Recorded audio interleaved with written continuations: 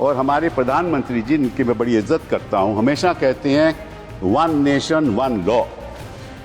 तो अगर one nation one law होना है तो बताइए भाई साहब कि ये केवल कहना कि मुसलमान ही वक्फ दे सकते हैं, ये किस किस्म का लॉ है?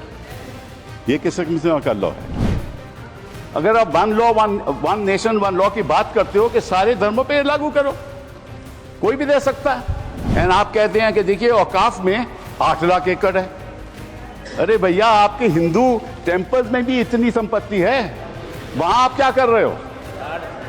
वहां आप क्या कर रहे हो? बाकी स्टेट्स में देखो ना।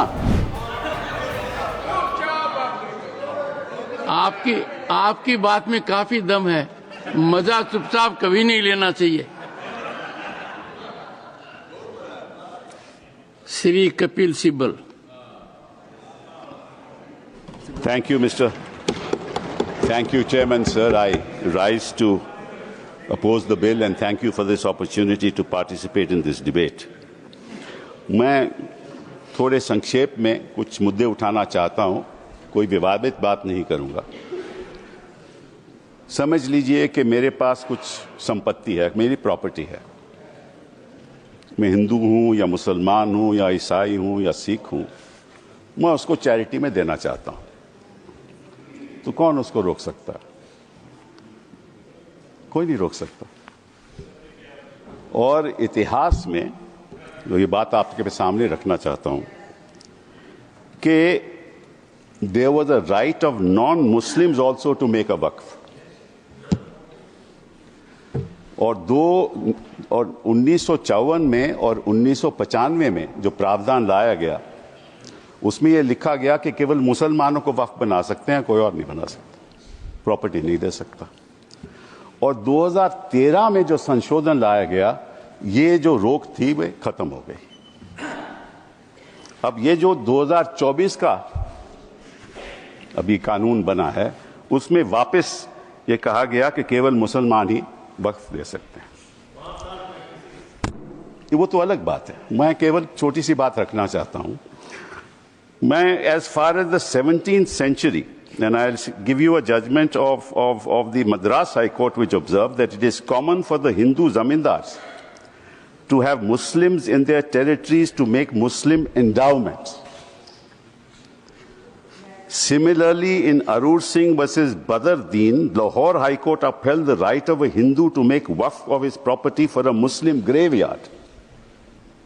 After independence, Nagpur High Court upheld the right of a non-Muslim to create waqf. और हमारे प्रधानमंत्री जी, इनकी मैं बड़ी इज्जत करता हूं, हमेशा कहते हैं वन नेशन वन लॉ। तो अगर वन नेशन वन लॉ होना है तो बताइए भाई साहब कि ये केवल कहना कि मुसलमान ही वक्फ दे सकते हैं, ये किस किस्म का लॉ है? ये किस किस्म का लॉ है? और ये भी कहना कि मुसलमान को पहले 5 साल मुसलमान बने, फिर तय करना होगा कि तुम वक्फ दे सकते हो कि नहीं। अरे भाई, प्रॉपर्टी मेरी, मालकियत मेरी, चैरिटी में मैं देना चाहता हूं, आप कौन होते हो कहने को नहीं दे सकते? ये कौन सा कानून है? ये छोटी सी बात है, ये कौन सा कानून है? मैं हिंदू हूं, हिंदू होकर भी मैं दे सकता हूं। ये तो मेरी मर्जी है ना, प्रॉपर्टी तो मेरी है, आपका तो कोई हक नहीं। तो पहली बात तो ये कि ये आपने प्रावधान रखा क्यों? अगर आप वन नेशन वन लॉ की बात करते हो कि सारे धर्मों पे लागू करो, कोई भी दे सकता है। पहली बात ये। दूसरी बात, एक नड्डा साहब ने बड़ी अच्छी कही कि देखिए ये कितनी एकर्स प्रॉपर्टी औकाफ की है, वक्फ की है। मैं उनको बताना चाहता हूं कि देयर आर 32 वक्फ boards in this country in different states merely supervise administration of waqf properties in their respective states. But please note kar lijiye Nada ji, total area of Hindu religious institutions in Tamil Nadu, Andhra Pradesh and Telangana respectively is 4,47,000 in Tamil Nadu, 4,65,000 in Andhra, 87,000 in Telangana, 723 acres with Tirumala Tirupati Devasthanam and thus it comes to 10 lakh acres only in 4 states. And आप कहते हैं कि देखिए औकाफ में 8 लाख एकड़ है। अरे भैया, आपके हिंदू टेम्पल्स में भी इतनी संपत्ति है, वहां आप क्या कर रहे हो? वहां आप क्या कर रहे हो? बाकी स्टेट्स में देखो ना। अच्छा, और ये नहीं कि हर धर्म में सुधार नहीं होना चाहिए, उतार होना चाहिए, मैं आपके साथ सहमत हूं। हिंदू धर्म में भी सुधार लाना चाहिए, लाना चाहिए ना, हिंदू धर्म भी सुधार लाना चाहिए। अंडर हिंदू धर्म, एक मिनट हिंदू धर्म, मैंने आज तक किसी को टोका नहीं, मैं केवल छोटी सी बात रख रहा हूं आपके सामने। हिंदू धर्म में भी सुधार होना चाहिए। अब हिंदू धर्म के अंतर्गत अगर कोई सेल्फ एक्वायर्ड प्रॉपर्टी हो तो वह अपने बेटों को दे सकता है, बेटी को नहीं दे सकता। कहता है मैं नहीं दूंगा अपनी बेटी को। इस्लाम में भी है कि भाई को ज्यादा मिलेगा और बेटी को कम मिलेगा, इस्लाम में भी यह है। वहां वक्त से द्वारा सुधार हो सकता है, यहां कोई सुधार नहीं हो सकता। तो आप अगर महिलाओं की बात करते हो तो एक कानून लाओ कि हिंदू लॉ में कोई अपनी सेल्फ एक्वायर्ड प्रॉपर्टी केवल बेटों को नहीं दे सकता, वहां महिलाओं का हक होना चाहिए। The other thing I want to say कि पहले क्या होता था कि ये जो वक्फ प्रॉपर्टी पे इंक्रोचमेंट होती थी, अनऑथराइज्ड इंक्रोचमेंट होती थी, लोगों की अनऑथराइज्ड इंक्रोचमेंट, और सरकार भी इस पे कब्जा कर लेती थी। इसलिए जो लिमिटेशन प्रोविजन लाया गया उसमें यह रखा गया कि जो 12 साल का लिमिटेशन ऑर्डिनरी लॉ में है वो नहीं है। किसी ने गलत तरीके से वक्फ प्रॉपर्टी का कब्जा कर लिया तो अगर लिमिटेशन की बात आएगी तो 12 साल के बाद वो उसको चैलेंज नहीं कर सकता। आपने वो वापस लिमिटेशन ले आए, मतलब कि उनका अनऑथराइज कब्जा कायम रहेगा। तो ये तो आप इंक्रोचमेंट्स का साथ दे रहे हो, इंक्रोचर्स का साथ दे रहे हो। मतलब कि जो वक्फ प्रॉपर्टी में गलत कब्जा हुआ है वो कब्जा वैसे ही रहेगा क्योंकि 12 साल बीत जाएंगे। ये किस किस्म का प्रावधान आप लाए हो? आप प्रोटेक्ट कर रहे हो वक्फ प्रॉपर्टी को कि इंक्रोचमेंट्स को प्रोटेक्ट कर रहे हो? फिर साथ साथ में आपने ये कह दिया कि district magistrate has the full power to decide as to whether it is waqf property or not. This is what you have said. Now, what inquiry will the district magistrate have in that case? He will decide on his own, and his decision is final.